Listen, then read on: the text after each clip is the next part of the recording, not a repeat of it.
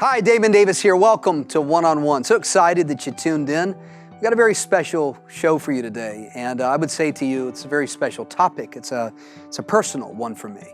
As a man, and as a man that spent many years searching to understand what it meant to be a man, because I did not have, in full transparency, I did not have a father in my life, engaged in my life in the way that, well, so many people watching can relate to.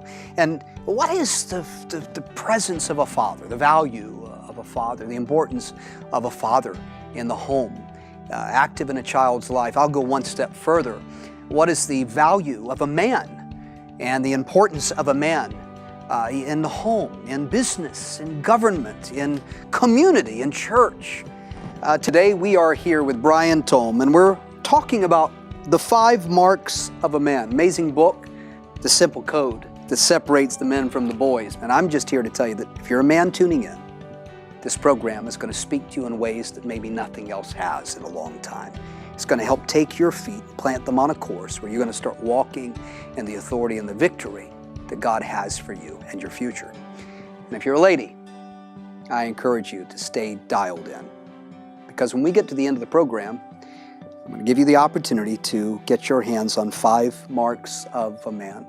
Makes an amazing gift for someone that you love to help open their eyes like God has opened mine. We'll be right back in just a moment. Welcome to One on One.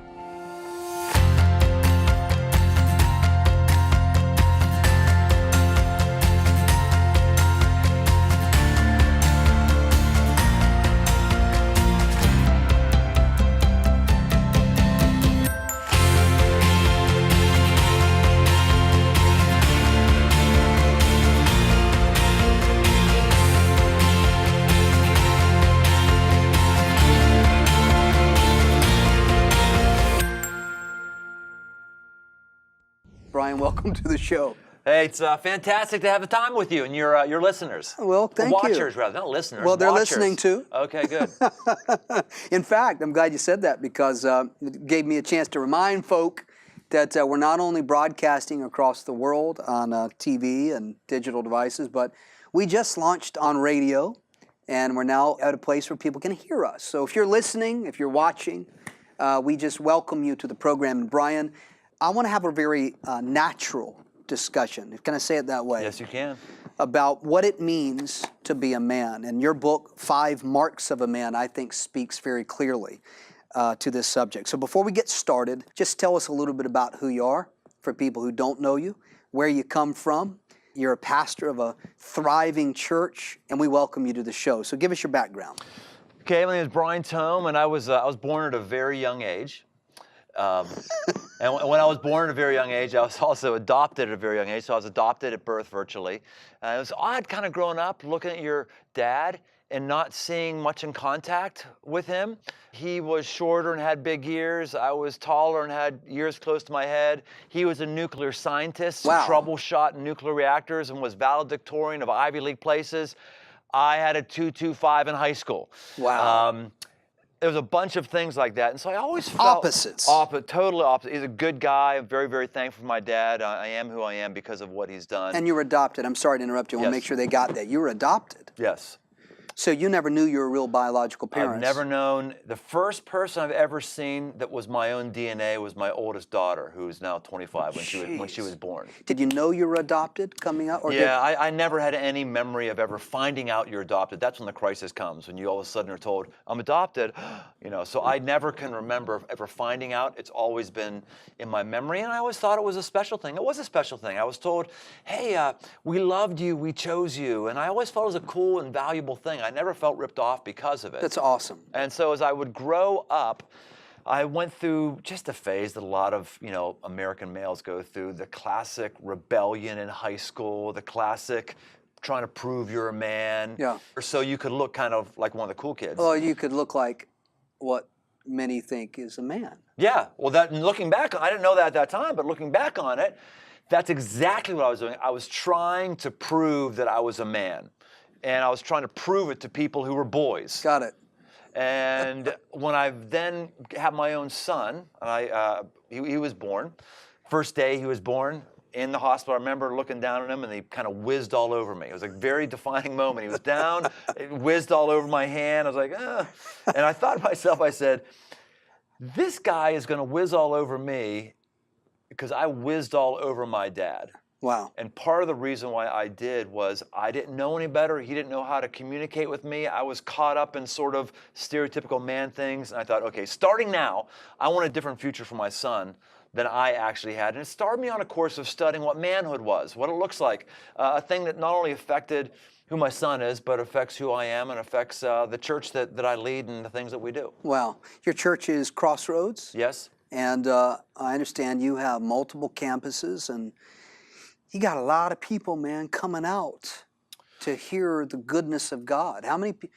You get thousands of people. We've got about 20,000 a weekend and about 7 or 8 campuses. Then we're actually coming together to be one with the church in Lexington. It'll be our first time over into a different state, and they've got a few campuses, and that's going to happen here in a few weeks. So yeah, God has been has exposed us to way more things we ever would have thought. Yeah, of course. Pretty crazy.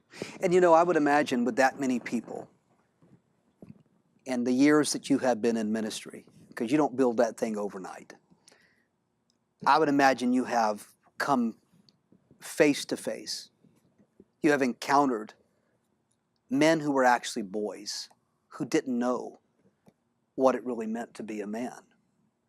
Is some of that your experiences gosh, dude. In the book? I have a massive, massive drive out of this for a number of reasons. One is, when I get to heaven, one of the questions I'm going to ask God is, why was it so hard for so many godly women to find a godly man? Any of us who are in ministry just know there are great, great women. They look good. They've got a heart for God.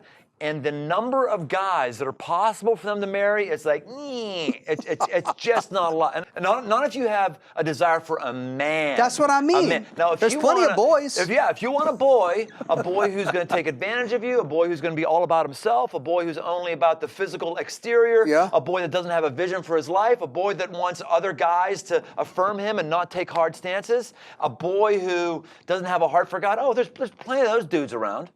And other people in society might call them men because of the money they have or their looks or their, but no, there's many, many that are boys. So I want to ask God, why was this apparently so unfair for women when you value the institution of marriage? And when I want to ask him that, I also recognize that I have a responsibility while I'm here on earth to kind of speak into that. Sure. And do that. So I have, in our church, been running across hundreds, thousands of guys. I've got a data pool of thousands of dudes I've interacted with in a multiple settings that I'm able to see patterns, I'm able to see needs, and able to see hopefully ways to touch them. And so this book sort of boils down the learnings that I've had and the things that we're trying to do at our church and in my own life and in my son's life. Who's the book for?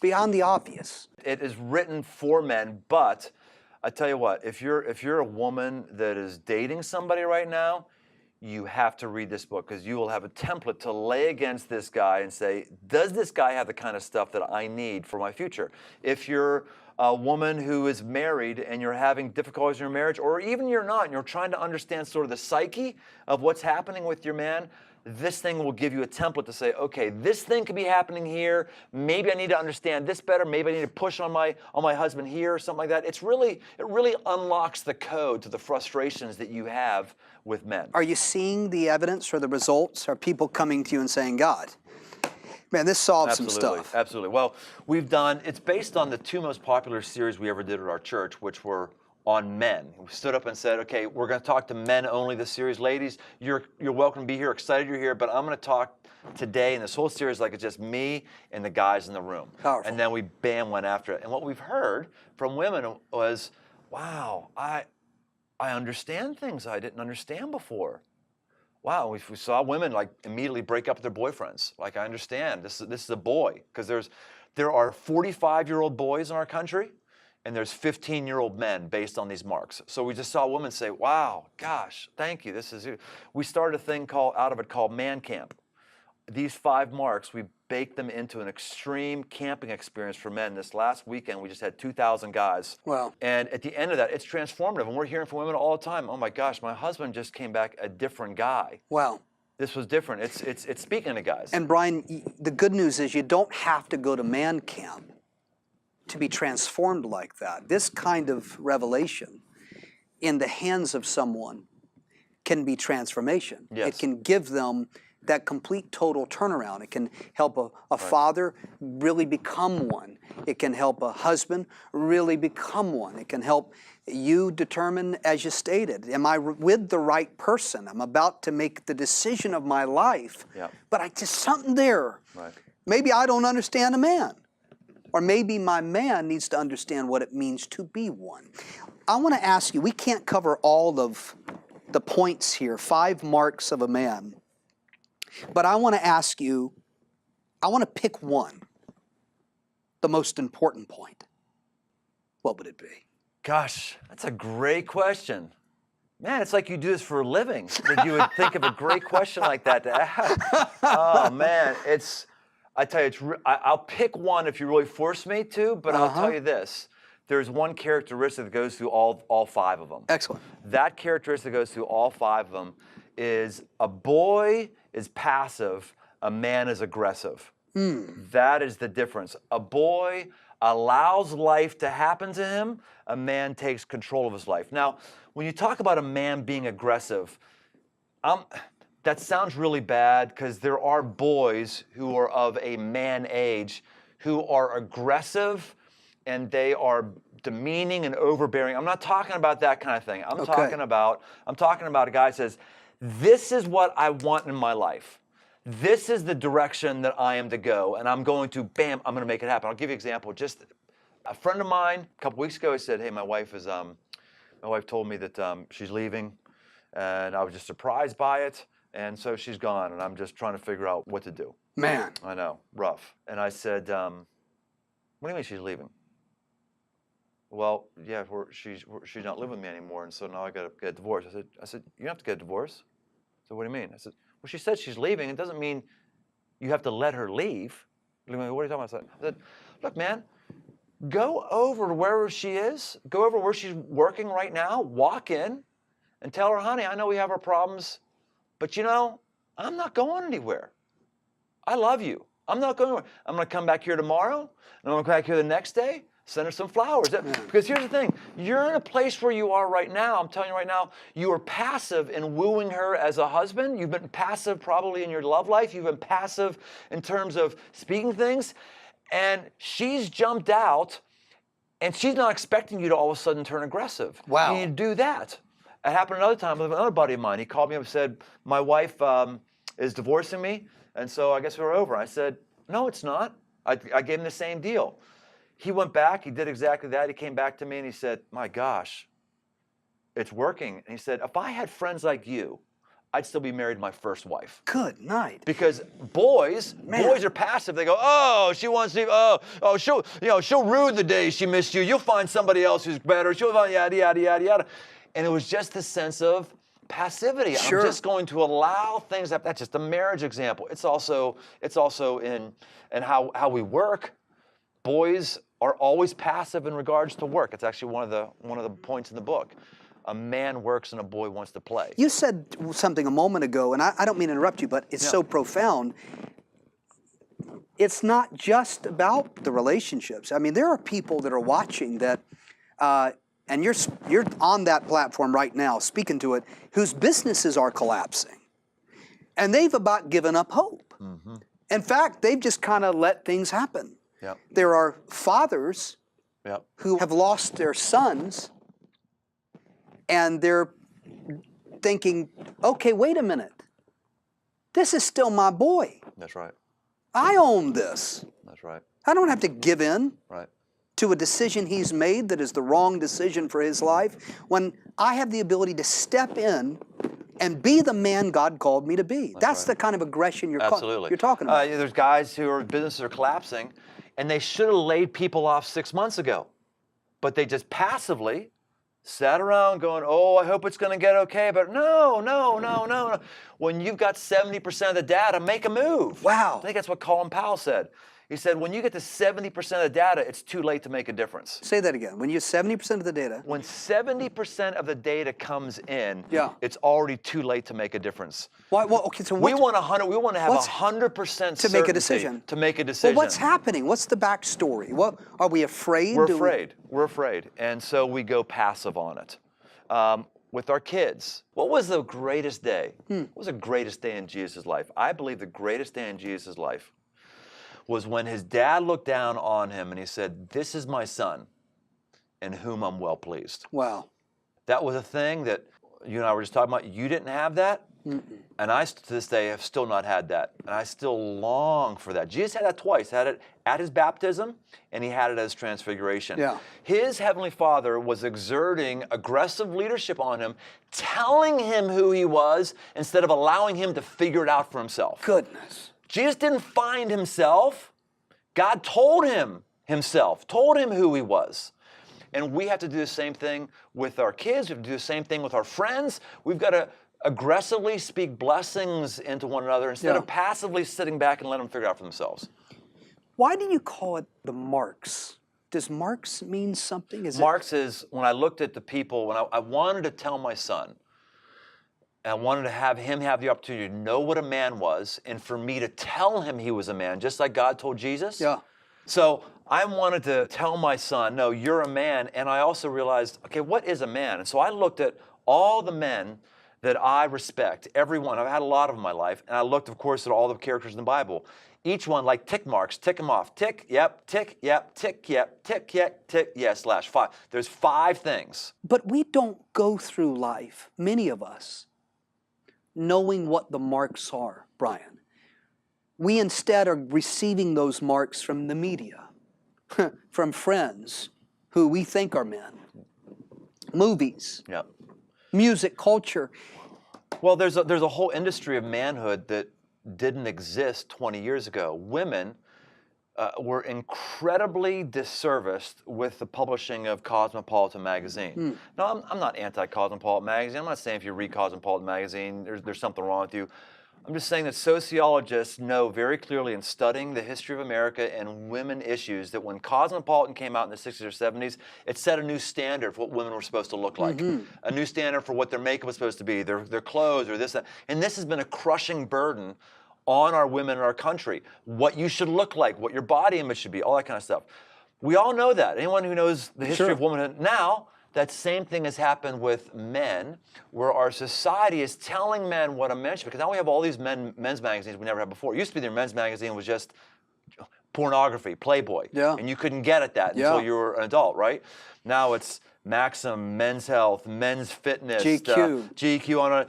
And again, not that there's not that these are evil publications, or if you have a subscription, you shouldn't have. I've had subscription to these magazines, and just realized in reading them, like, these magazines are telling me what to do as a man, and if I'm not doing them, I'm somehow a man. That's a whole thing we're doing because society is now educating us to do that. On what it means to be a man. And how to do it. I'm not reading anything in these magazines that says, here's how to be faithful to one woman. I'm not reading anything in those magazines that says, here's how to be the only guy in the room that has a conviction when nobody else has that conviction. Wow. I'm not hearing anything on that. I'm not hearing a single thing on, here's how you protect a woman's dignity. I'm not hearing a single thing on that. I'm not hearing a single one on how do you have a compelling vision to have your life go beyond the next quarter. No, these topics never come up. It's and therefore we remain boys. Therefore we are leading.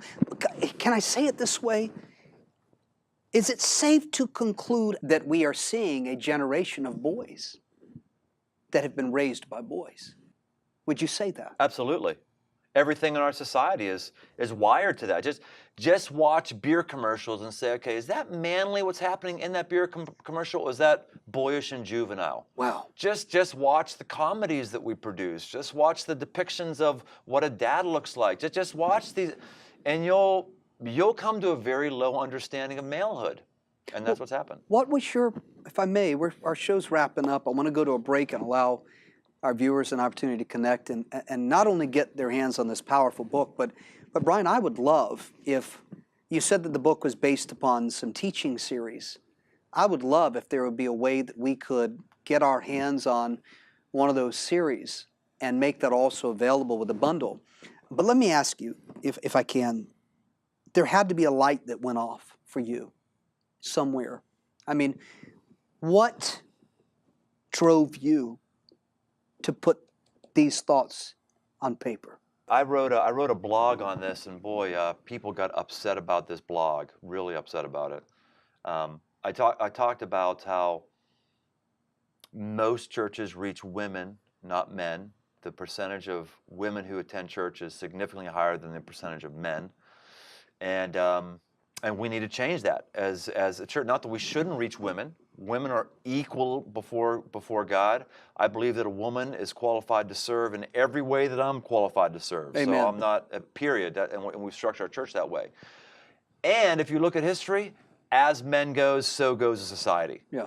Unfortunately, I wish it wasn't that way, because women generally are more godly creatures who have a more sensitive heart and have amazing tenacity. I wish it wasn't that way, but human history shows really, really clearly that as men go, so goes the culture in which they control.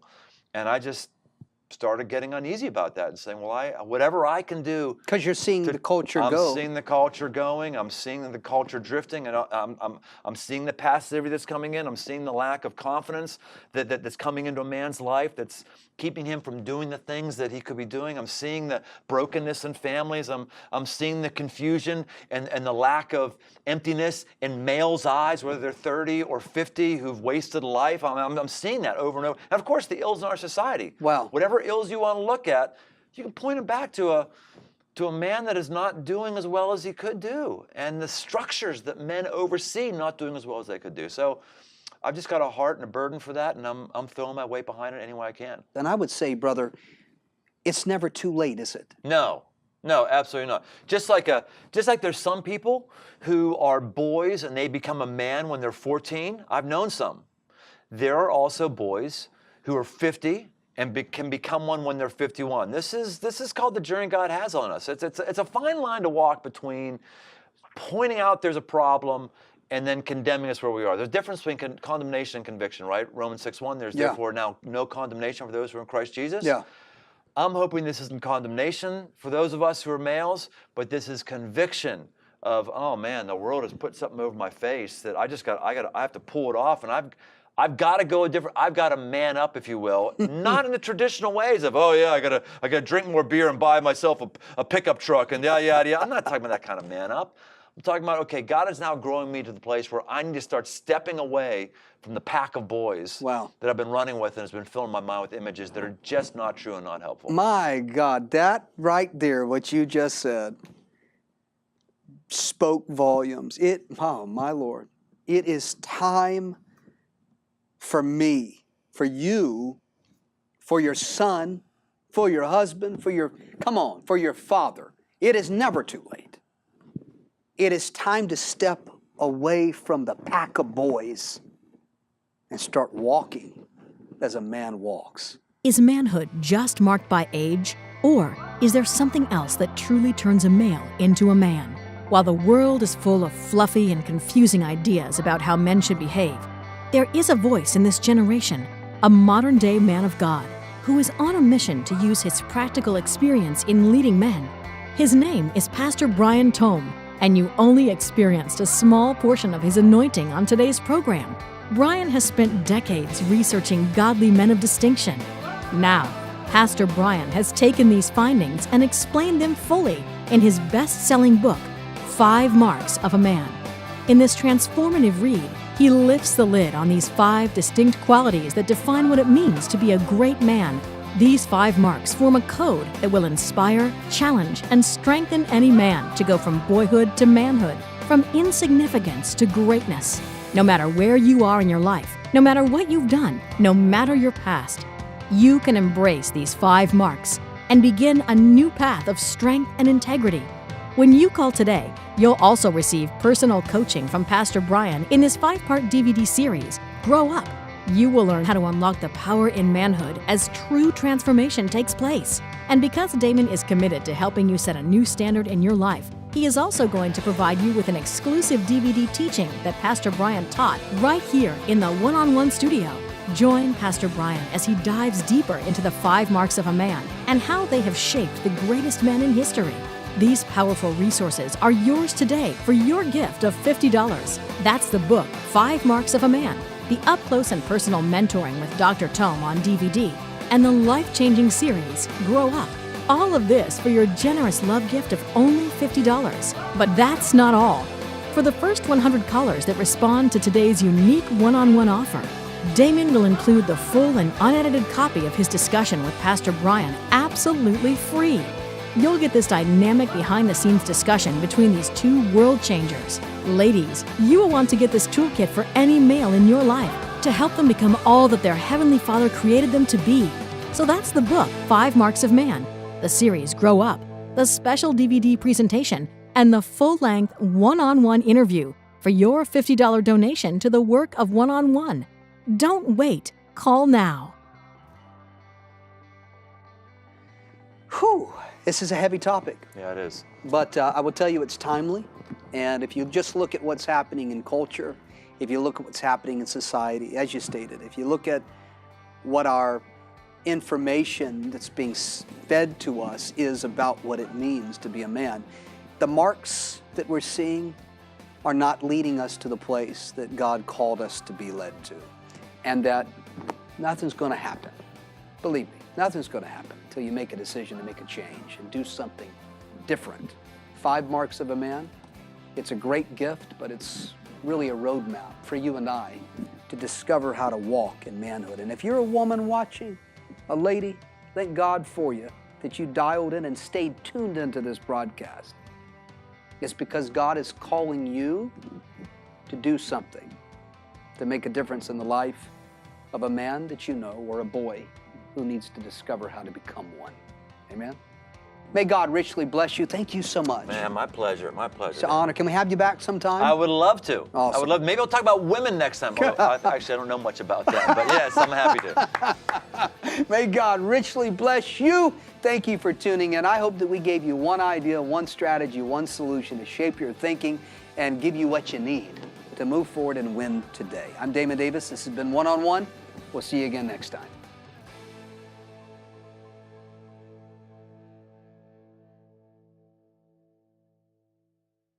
Hi, Damon Davis here. I want to thank you for tuning into today's program. I hope you were blessed. I hope that we gave you that one idea, one strategy, one solution to shape your thinking and help you win today. The Lord told me not long ago that we need to provide you, the viewer, with an opportunity to go even deeper, more one-on-one with the guests that we've had here on this program, the guests that you saw today. It's called 1-on-One Academy. What is it? It's an online 24-hour-a-day digital school, that's right, where you have the ability to connect with the guests that you saw here, to move deeper into the things of God, to understand solutions to spirit, soul, and body in a way, well, you'll have to see for yourself. Go to 1ononeacademy.com on your desktop computer or digital device to discover more. And hey, I'll see you there.